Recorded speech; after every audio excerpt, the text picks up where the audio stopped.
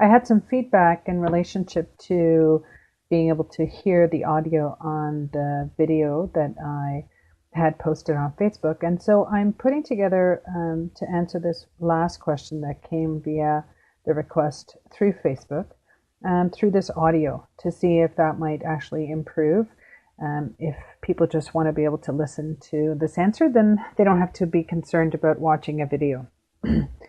So the question that was posed was, how, even after a year, can we try to accept the loss of another?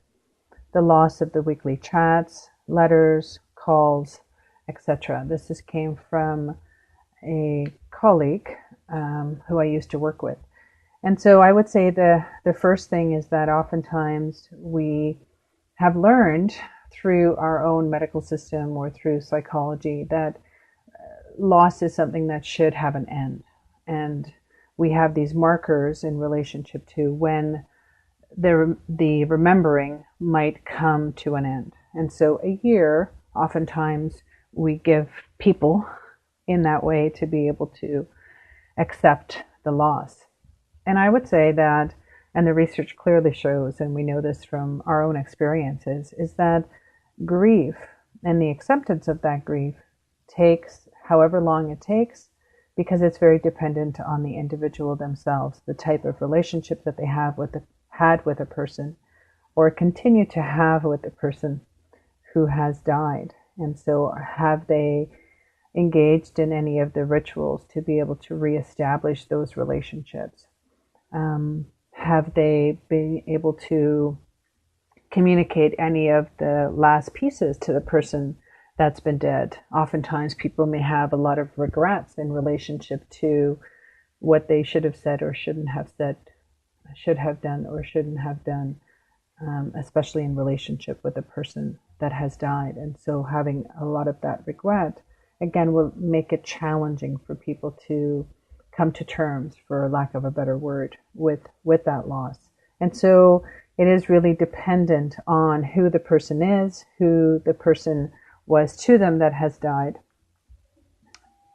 And I would also say that sometimes we can anticipate that it will take a long time. And I oftentimes wonder what happens when the person who is doing the grieving, the person who misses the relationship that they had, what if they forget the birthday?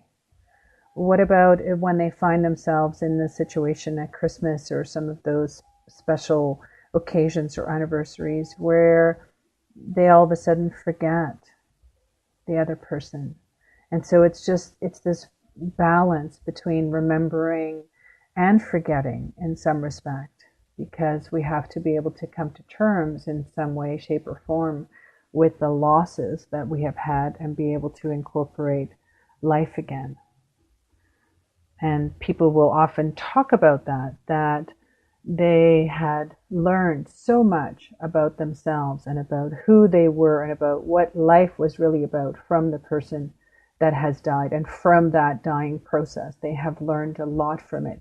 And even though it may have been painful and it may have created lots of challenges, and it was very sad, and they probably wouldn't have wanted the person who was dying to die, they would probably, most of them say, they would not change the thing, because that experience and that loss has taught them something about life.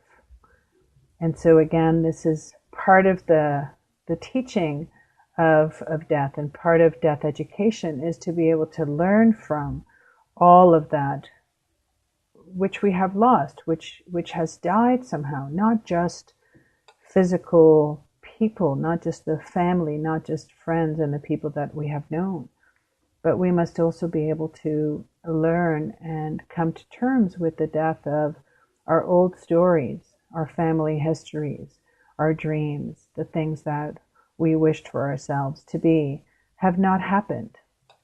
Many of people have written about this concept, about being able to grieve that process, acknowledge those deaths, and that if we deny those deaths and those endings in our own life, we actually don't allow ourselves to fully live. So thank you so much for that question. I'm hoping, once again, if you have any more questions, post them on the Facebook page, and I will answer them as soon as I can. Thank you so much.